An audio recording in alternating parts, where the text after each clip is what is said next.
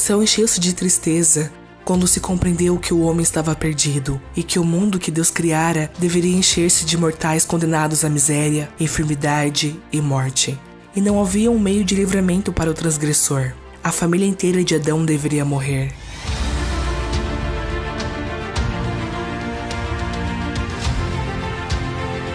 Vi o adorável Jesus e contemplei uma expressão de simpatia e tristeza em seu rosto. Logo, eu ouvi aproximar-se da luz brilhante que cercava o Pai. Disse meu anjo assistente: ele está em conversa íntima com o Pai. A ansiedade dos anjos parecia ser intensa enquanto Jesus se comunicava com seu Pai. 3 vezes foi encerrado pela luz gloriosa que havia em redor do Pai. E na terceira vez, ele veio de seu Pai, e podia-se ver a sua pessoa. Seu semblante estava calmo, livre de toda perplexidade e inquietação, e resplandecia de benevolência e amabilidade, tais como não podem exprimir as palavras.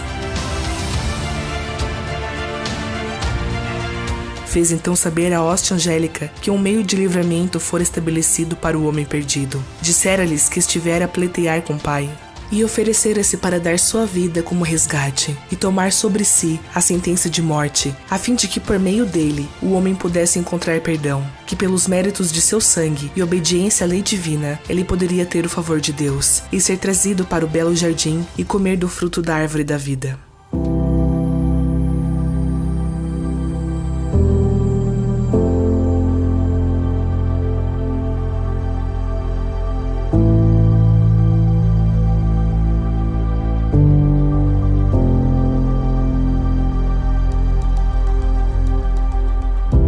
A princípio, os anjos não puderam regozijar-se, pois seu comandante nada escondeu deles, mas desvendou-lhes o plano da salvação.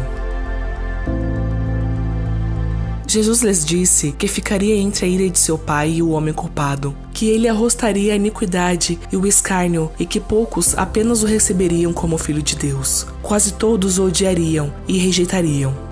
Ele deixaria toda a sua glória no céu, apareceria na terra como um homem, humilhar-se-ia como um homem, familiarizar-se-ia pela sua própria experiência com as várias tentações que o homem seria assediado, a fim de que pudesse saber como socorrer os que fossem tentados, e que finalmente, depois que sua missão como ensinador se cumprisse, seria entregue nas mãos dos homens, e suportaria quantas crueldades e sofrimentos Satanás e seus anjos pudessem esperar ímpios homens a infligir. Que ele morreria a mais cruel das mortes, suspenso entre o céu e a terra, como um pecador criminoso, que sofreria terríveis horas de agonia, com que o sofrimento físico de nenhuma maneira se poderia comparar. O peso dos pecados do mundo inteiro estaria sobre ele. Disse-lhes que morreria e ressuscitaria no 3º dia, e ascenderia a seu Pai, para interceder pelo homem transviado e culposo.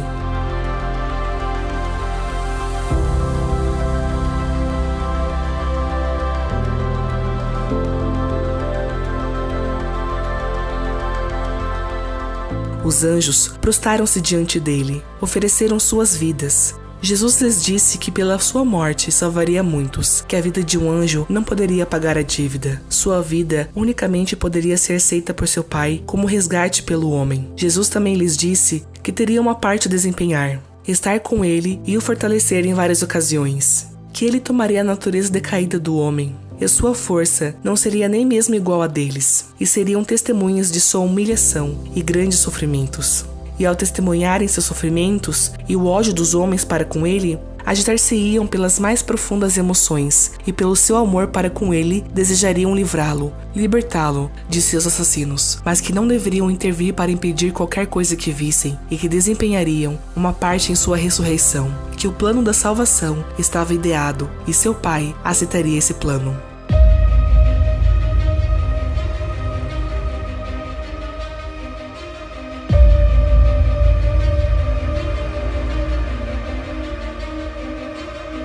Com santa tristeza, Jesus consolou e animou os anjos, e os informou de que dali em diante, aqueles que ele remisse estariam com ele, e com ele para sempre morariam, e que pela sua morte resgataria muitos, e destruiria aquele que tinha o poder da morte. E seu Pai lhe daria o reino, e a grandeza do reino sobre todo o céu, e ele o possuiria para todo sempre.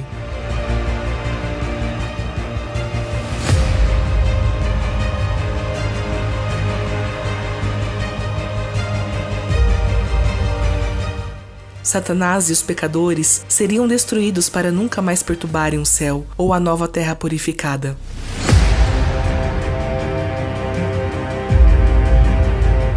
Jesus ordenou que o exército celestial se conformasse com o plano de seu Pai e se regozijassem de que o homem decaído de novo pudesse ser exaltado mediante a sua morte, a fim de obter o favor de Deus e aproveitar o céu.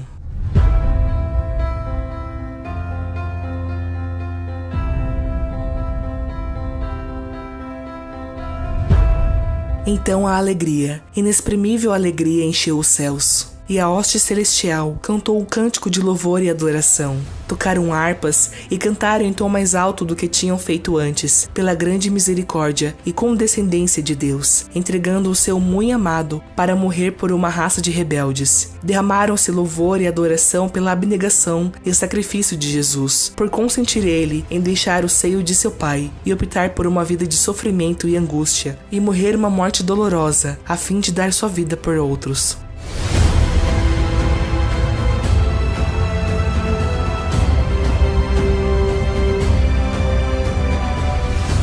Disse meu anjo assistente: pensais que o Pai entregou seu muito amado filho sem esforço? Não, absolutamente não. Foi mesmo uma luta para o Deus do céu decidir se deixaria o homem culpado perecer ou dar seu amado filho para morrer por ele.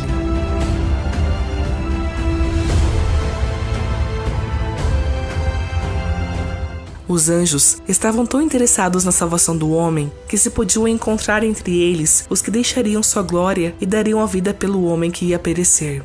Mas, disse o anjo, isto nada adiantaria. A transgressão era tão grande que a vida de um anjo não pagaria a dívida. Nada, a não ser a morte e a intercessão de seu filho pagaria essa dívida, e salvaria o homem perdido da tristeza e miséria sem esperança.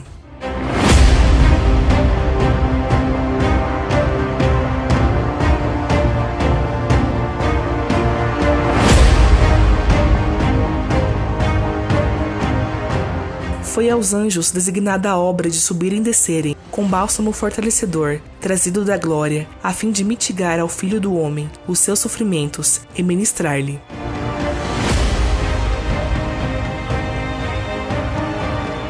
Seria também sua obra proteger e guardar os súditos da graça contra os anjos maus e as trevas que constantemente Satanás arremessa em redor deles.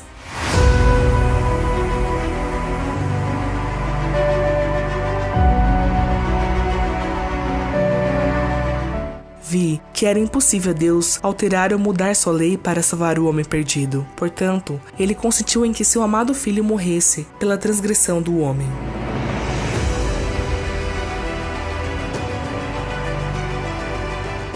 Satanás de novo regozijou-se com seus anjos de que, ocasionado a queda do homem, pudesse ele retirar o Filho de Deus de sua exaltada posição.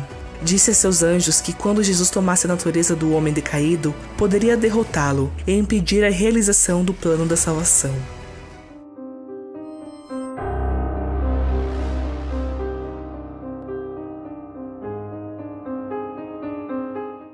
Foi-me então mostrado Satanás como havia sido, um anjo feliz e elevado. Em seguida, ele foi-me mostrado como se acha agora. Ainda tem formas régias, suas feições ainda são nobres, pois é um anjo, ainda que decaído. Mas a expressão de seu rosto está cheia de ansiedade, cuidados, infelicidade, maldade, ódio, nocividade, engano e todo o mal.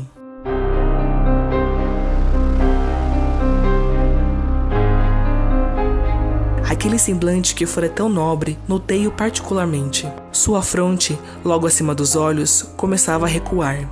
Vi que ele se havia aviltado durante tanto tempo que toda a boa qualidade se rebaixara e todo o mau traço se desenvolvera. Seu olhar era astuto e dissimulado e mostrava grande penetração. Sua constituição era ampla, mas a carne lhe pendia frouxamente nas mãos e no rosto.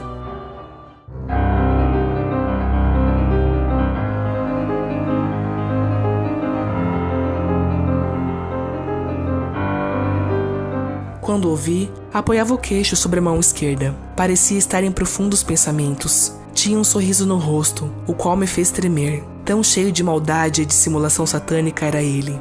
Este sorriso é o que ele tem precisamente antes de segurar sua vítima e ao fixá-la em sua cilada, tal sorriso se torna horrível.